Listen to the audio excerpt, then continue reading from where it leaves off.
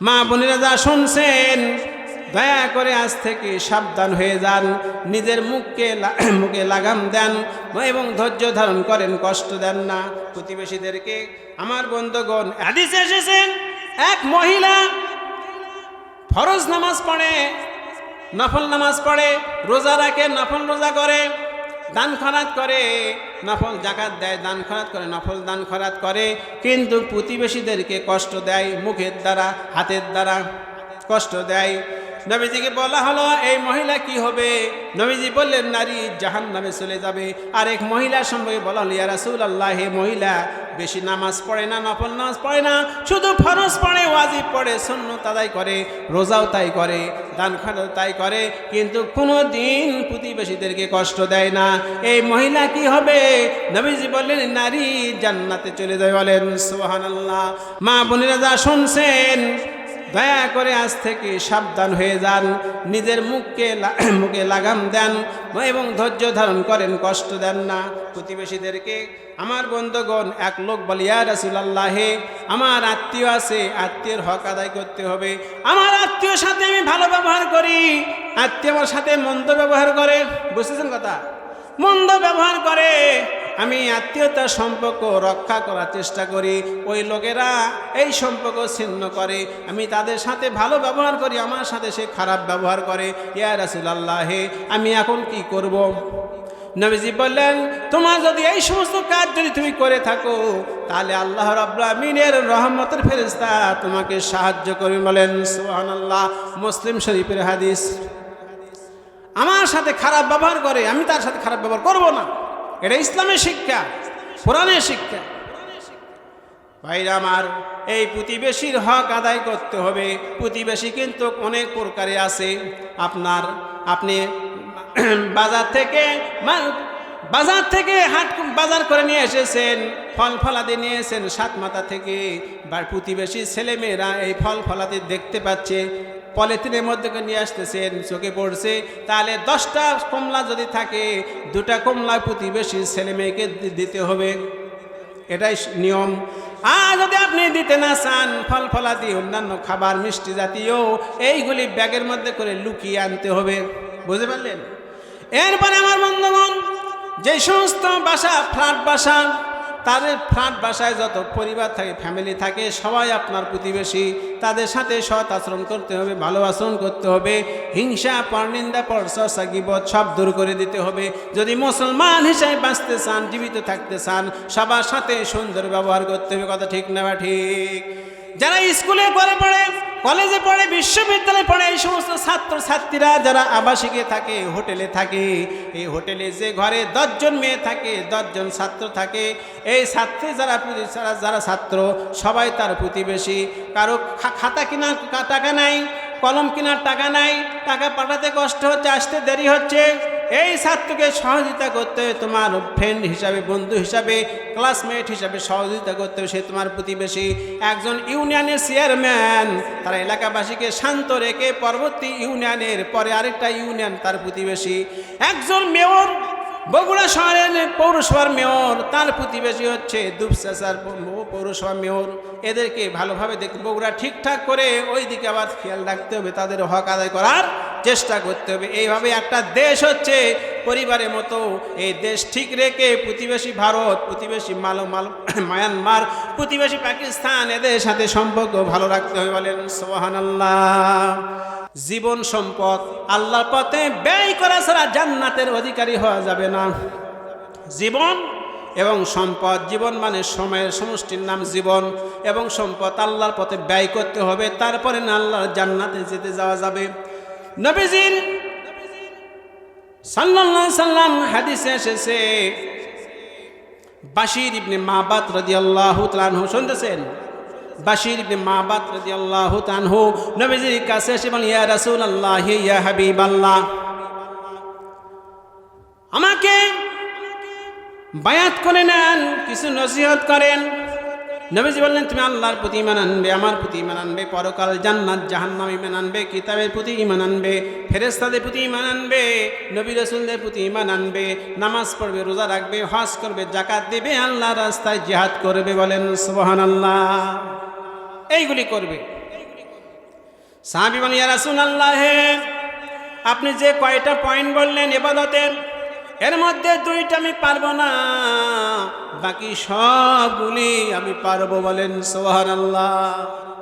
নবীজি বললেন, কোনটা কোনটা পারবো না? হুজুর, 1 নম্বর আমি জিহাদ করতে পারবো না, 2 নম্বর যাকাত দিতে পারবো না। বুঝছেন কথা? 1 নম্বর কি? জিহাদ করতে পারবো না, 2 নম্বর যাকাত দিতে পারবো না। ওরে বাবা রে বাবা, পয়েন্ট ভালো ধরছে না? কি ধরছে? কথা কয় না, ভালো পয়েন্ট ধরছে। সাহাবী দাদি যে পয়েন্ট ধরেছেন, আমাদের অবস্থা কি? আপনারা কোন পয়েন্ট পারবেন না? বলেন বলেন। সব পারবে। আল্লাহু আকবার। নবীজি প্রশ্ন করলেন, সাহাবী, কেন তুমি জিহাদ পারবে না? জিহাদ ফরজ। জিহাদ কি? জিহাদ ফরজ। কেন তুমি পারবে না? জিহাদের ব্যাখ্যা দেই, তাছাড়া আপনাদের ব্রেন ক্লিয়ার হবে না। অনেকে বলে জিহাদ মানে অস্ত্র, রামদা, কিরিস, হকি স্টিক, এই সবগুলি দিয়ে যাকে পাবো তার কল্লা কেটে ফেলে দিব, এর নাম জিহাদ। জোরে কর নাউজুবিল্লাহ। এইগুলো নাম জিহাদ, জঙ্গিবাদের কাজ, মুসলমানের কাজ। জিম দাল জবর জাত মানে সাধারণ চেষ্টা। কি বিরক্ত হচ্ছেন নাকি? শহরে মানুষ সব শিক্ষিত লোক, এটা তো কৃষক নাই, আছে, থাকতেও পারে। জিম দাল জবর জাত সাধারণ চেষ্টা, যে চেষ্টায় ফেল করলে চোখে পানি আসে না, এটাকে বলে সাধারণ চেষ্টা। 2 বন্ধু সাইকেল চালানো শুরু করে দিয়েছে, প্রতিযোগিতা, কে কাকে পিছনে ফেলবে। যাই ফার্স্ট হয় সে আগে চলে যায়, যে পিছনে পড়ে বসে বসে কান্দে নাকি? কান্দে? কান্দে না, হাত জিতের খেলা, সাধারণ চেষ্টা। জিম ছোট হাত দাল জুহুদুন, এর অর্থ হলো চরম প্রচেষ্টা। অর্থ কি? চরম প্রচেষ্টা। এই চেষ্টায় যদি ফেল করে চোখে পানি আসবে, মাস্ট বি, অবশ্যই পানি আসবে। পিতার চোখের সামনে সন্তানকে বাঘ ধরেছে, বাঘের চেষ্টা সন্তানকে খেয়ে ফেলবে, পিতার চেষ্টা হচ্ছে বাঘের মুখ থেকে সন্তানকে রক্ষা করবে, হেফাজত করবে। কথা ঠিক না বা ঠিক? বলে, যেই পিতা বাঘের মুখ থেকে সন্তানকে হেফাজত করতে পারলো না, রক্ষা করতে পারলো না, সেই পিতা নামের কলঙ্ক, পিতা, অযোগ্য পিতা। কথা ঠিক না বা ঠিক? এই যে বাঘ আর পিতার দ্বন্দ্ব, এর নাম হচ্ছে জিহাদ। বলেন সুবহানাল্লাহ। চোখের সামনে কোরআনকে অবমাননা করা হচ্ছে, কোরআন ডাস্টবিনে ফেলে দেওয়া হচ্ছে, আর নবীজি চরিত্র নিয়ে কটূক্তি করা হচ্ছে, আপনি কিছুই বলেন না। দেশটা স্বৈরাচারী শাসন করলো, আপনার সে নাই, বক্তব্য নাই। আজ থেকে অনেক বছর আগে 190 বছর ব্রিটিশরা শাসন করেছে, সেটাকে আমরা 200 বছর বলে চালায় দেই। ঠিক আছে, 10 বছর যোগ করলাম, 200 বছর সময়ে তারা যখন ঝাঁটা পিঠা খেয়ে যখন এই ভারত থেকে বিদায় হয়ে গেছে, কি পিঠা খেয়ে? ঝাঁটা পিঠা। সেই সময় আলেমরা ব্রিটিশ খেদাও আন্দোলন করেছে। আমার বন্ধুগণ, তারা ভারত থেকে চলে যেতে বাধ্য হয়েছে। ওরা বলল, আমরা চলে গেলাম, মুসলমানদের কোমর মাজা ভেঙ্গে দিয়ে গেলাম, আজ পর্যন্ত ওই ভাঙ্গায় আছে। কথা ঠিক না বা ঠিক? মানুষের তৈরি করা আইনের দেশ পরিচালিত হচ্ছে। কথা ঠিক না বা ঠিক? একটা গরু আর একটা গরুর আইন মানে না, একটা ব্যাঙের আইন মানে না, একটা ছাগলের আইন মানে না। মানুষ কেন একটা মানুষের আইন তৈরি মানতে যাবে? কথা ঠিক না বা ঠিক? আবু জাহেল মক্কাতে নবীজিকে প্রশ্ন করছে, হাল্লানা মিন আমরে শাইন, আইন তৈরি করার ক্ষেত্রে আমাদের হাত আছে কিনা? কাকে প্রশ্ন করছে? মুহাম্মদ সাল্লাল্লাহু আলাইহি ওয়াসাল্লামকে। আমরা যে আইন দিয়ে মক্কা চালাচ্ছি, এই আইন তৈরি করার ক্ষেত্রে আমাদের হাত আছে কিনা? নবীজি চুপ। সঙ্গে সঙ্গে ফেরেশতা জিবরাইল এসে বললেন, ইয়া রাসূলুল্লাহ, আপনি বলেন, কুলিল আমরা কুল্লাহু লিল্লাহ। আল্লাহু আকবার। আল্লাহ পাক পরিষ্কার বলে দিয়েছেন, আইন তৈরি করার ক্ষেত্রে কাউকে সুযোগ দেওয়া হয়নি, তোমাদের দুনিয়ার কাউকে দেওয়া হয়নি। তোমরা আইন তৈরি করে দেশ চালাও, বাজার চালাও, সমাজ চালাও, পরিবার চালাও। এটা আল্লাহ দেননি কাউকে, তিনি মানুষ সৃষ্টি করছেন, তার আইন চলবে, বলেন সুবহানাল্লাহ। আমার বন্ধুগণ, তাই বলতেছিলাম যে এইভাবে আমাদেরকে আল্লাহ রাব্বুল আলামিনের বিধান অনুযায়ী চলতে হবে। সাহাবী কি বলছেন? জিহাদ পারবো না। জিহাদ বুঝেছেন তো? জিহাদ হলো মানুষের তৈরি করা আইন দিয়ে দেশ চলছে, আমরা নামাজ রোজা হজ জাকাত করে বসে আছি, অথচ আল্লাহ বলছেন আমার আইন দিয়ে দেশ পরিচালিত করতে হবে, বলেন সুবহানাল্লাহ। এই প্রচেষ্টা যারা চালায় তারাই হচ্ছে আল্লাহর রাস্তায় সংগ্রাম করে, জিহাদ করে, তারাই হচ্ছে ইসলামী আন্দোলন করে, বলেন সুবহানাল্লাহ।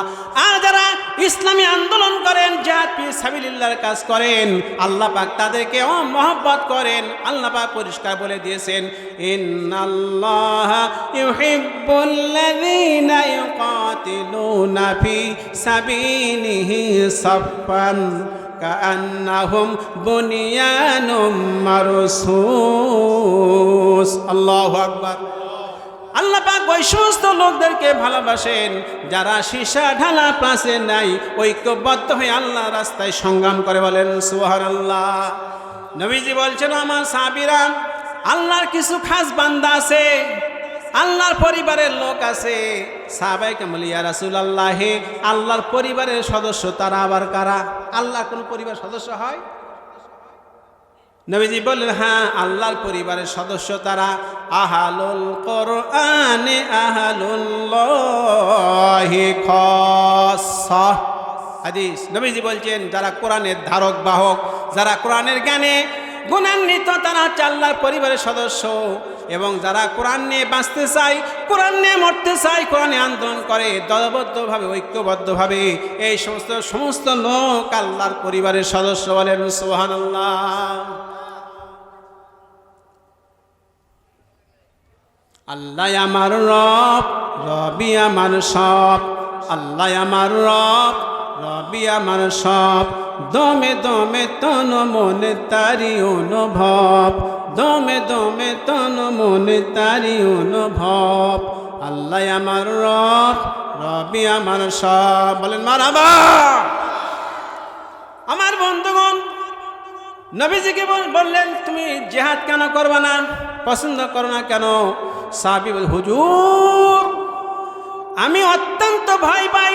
কি পাই? ভয় পাই। অন্তর দুরু দুরু করে, কাফেরদের বিরুদ্ধে লড়তে গিয়ে আমি অত্যন্ত ভয় পাই, তাদের গুলি আমার বুকে লাগে নাকি, এইভাবে আমি জিহাদকে ভয় পাই, এই জন্য যেতে চাই না।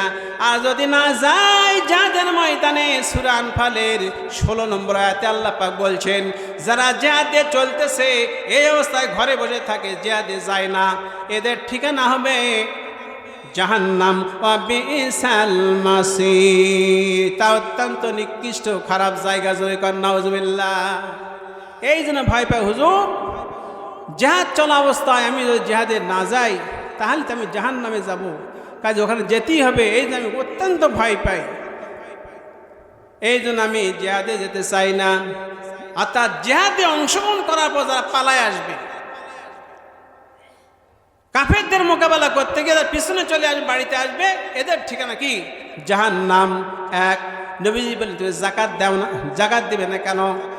সাহাবী, হুজুর, আমার 7-8টা বকরি আছে, ছাগল আছে, যাকাত দেওয়ার মতো সামর্থ্য নাই, কেমনে আমি যাকাত দেই?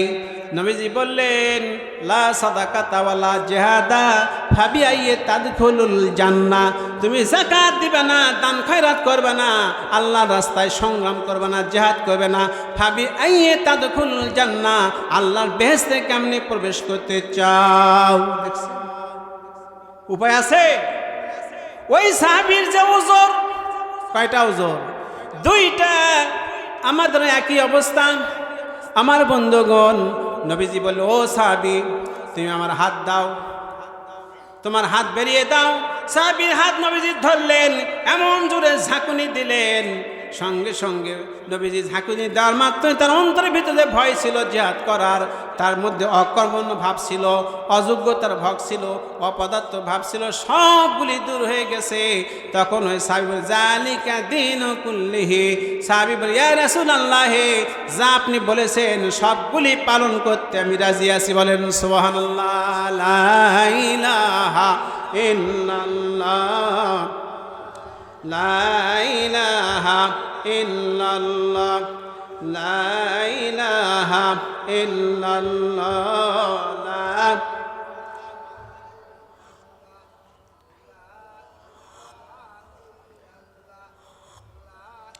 লা ইলাহা ইল্লাল্লাহ, লা ইলাহা ইল্লাল্লাহ। তোমার নামে গান গাহিয়া যাই মাঝি পালুড়াইয়া, তোমার নামে গান গাহিয়া যাই মাঝি পালুড়াইয়া, নদী ওই ছুটো চলে সাগর মোহনাই, তুমি দয়ার সাগর তুমি রহমান, তুমি দয়ার সাগর তুমি রহমান। আল্লাহুম্মা আমিন। আমার বন্ধুগণ, তা আল্লাহ রাব্বুল হাবিব বলেন, ও সাহাবী তোমাকে সবগুলি করতে হবে। সাহাবী রাজি হয়ে গেলেন। এখন আপনাদের কাছে আমার প্রশ্ন, ওই সাহাবী যে দুইটা ওজর আপত্তি তুলেছিলেন, নবীজি সাহাবীকে ছাড় দিয়েছেন কি? বলেন, ছাড় দিয়েছেন? ছাড় দেন নাই, এমন ঝাঁকুনি দিয়েছেন, সব ভয় দূর হয়ে গেছে।